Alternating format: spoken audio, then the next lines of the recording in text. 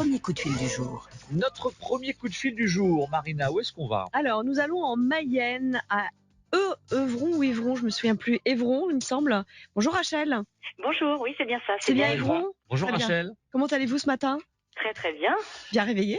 Oui, C'est tôt, hein? Merci d'être oui, c'est avec pas nous. habituel pour moi. Ah oui, c'est pas habituel pour vous. C'est gentil de vous lever pour nous. Mm. Avec plaisir.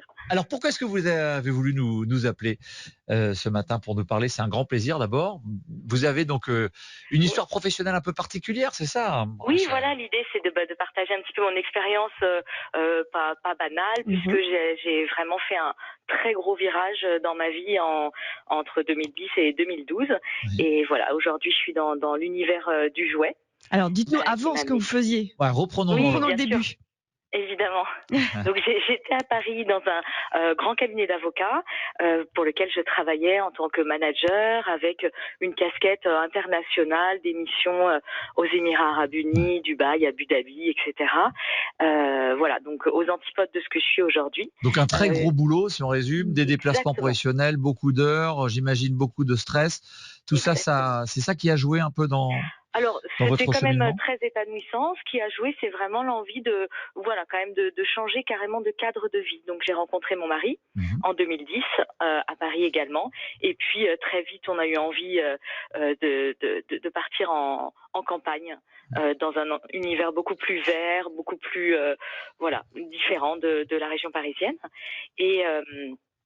Et du coup, on a tout plaqué, nos boulots respectifs, pour nous installer, comme vous l'avez dit, en Mayenne. Et lui aussi, votre mari, il était dans le même cheminement que vous. Vous étiez synchro sur un petit peu le ras-le-bol peut-être de Paris, le ras-le-bol de vos métiers.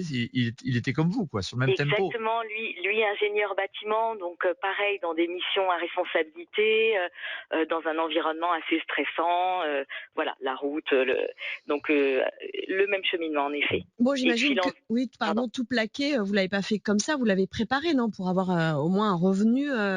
Eh ben non, c'est Non ce qui est un petit peu, voilà, original et qui n'a pas été simple d'ailleurs, parce qu'en fait tout a démarré d'un coup de cœur sur une très vieille longère avec de lourds travaux à prévoir en Mayenne. Voilà, c'est vraiment ce bâtiment, cet environnement qui nous a attirés ici. Vous connaissiez coup, déjà ça a la pas été région? simple. Vous y étiez habitué à y passer des week-ends? Ou pourquoi vous avez choisi cette région? Pas du tout, en fait.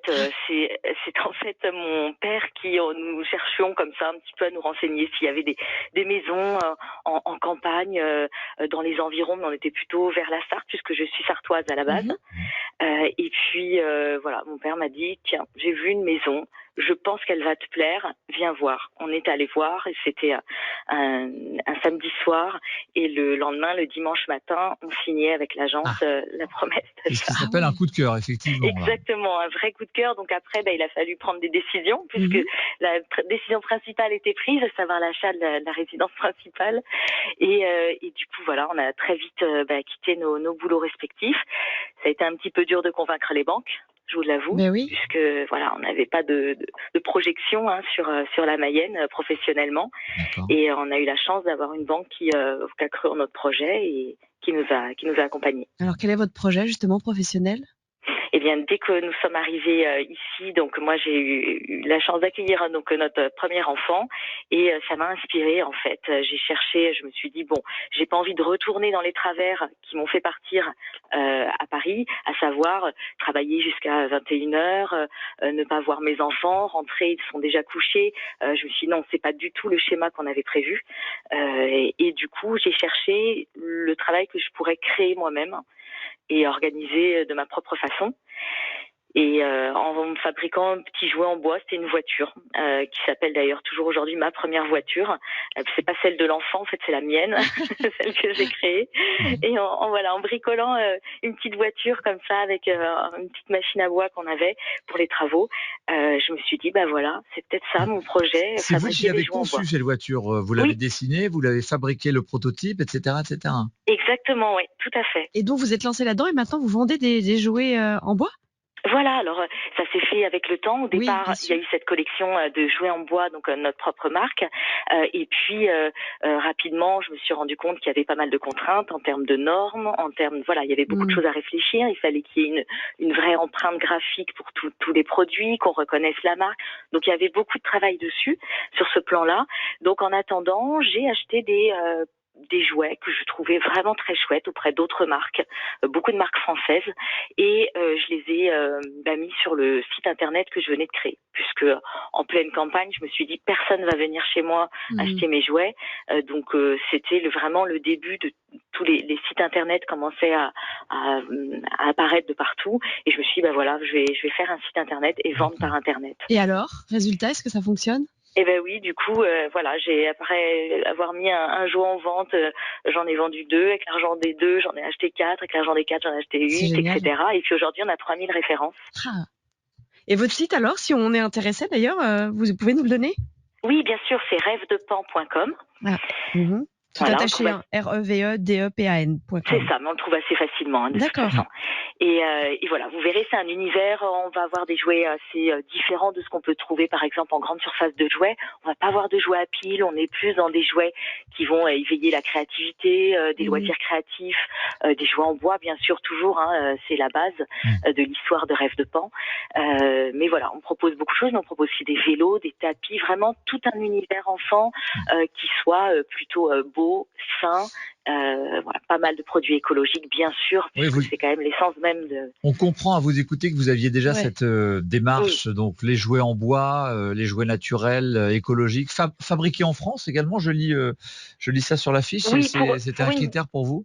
Pour une bonne partie, oui. C'est-à-dire qu'en fait, c'est vraiment un critère important dans notre choix de nouveaux produits, puisque je vais toujours me poser la question quand on me propose une marque, si elle est étrangère, est-ce que j'ai une alternative française? Si j'ai une alternative française, je vais me diriger plutôt vers l'alternative française.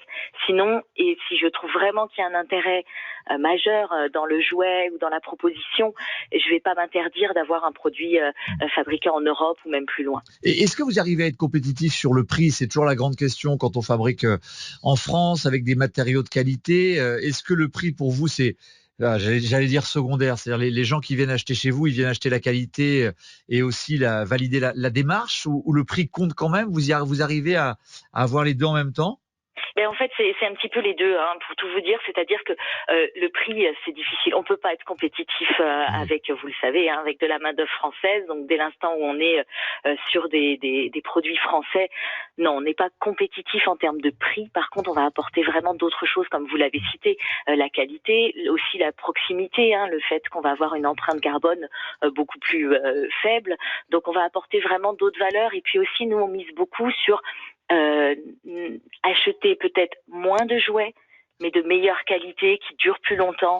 Et voilà, on est plus sur ce créneau. Bah, quel parcours, hein, bravo Rachel, c'est intéressant, hein, c'est fou. Et votre mari, lui, il a changé de voie ou il travaille avec vous? Ben oui, tout à fait. Il a changé de voie, en effet, au bout de quelques années. Il a fallu prendre une décision. Je m'en sortais plus. Ouais. Et puis, donc lui a créé du coup sa structure de son côté pour venir soutenir aussi l'entreprise sur certains plans en sous-traitance. Oh, mais génial, génial. Bon, merci pour ce parcours de vie impressionnant, effectivement. Rachel, c'est la tradition, tous les matins, on se quitte en musique avec une chanson que vous avez choisie. Quelle est la chanson que vous avez voulu nous faire entendre? Alors, c'est Drôle de vie de Véronique Sanson. Oui, voilà, c'est une artiste que j'aime beaucoup. Et ça fait écho à votre parcours, quelque part. Drôle de vie, Véronique Sanson, votre choix ce matin, Rachel. Voilà la drôle de vie de Véronique Sanson, votre choix Rachel ce matin. Merci d'avoir été avec nous donc pour votre parcours, cette marque de jouets que vous avez créée. On rappelle le site, donc c'est rêvedepan.com, c'est bien ça, hein? Oui, merci beaucoup à vous. Bon, vous souhaite une plein de réussite. Merci. Merci d'avoir été avec nous. Bonne journée Rachel. Et on rappelle évidemment à tous ceux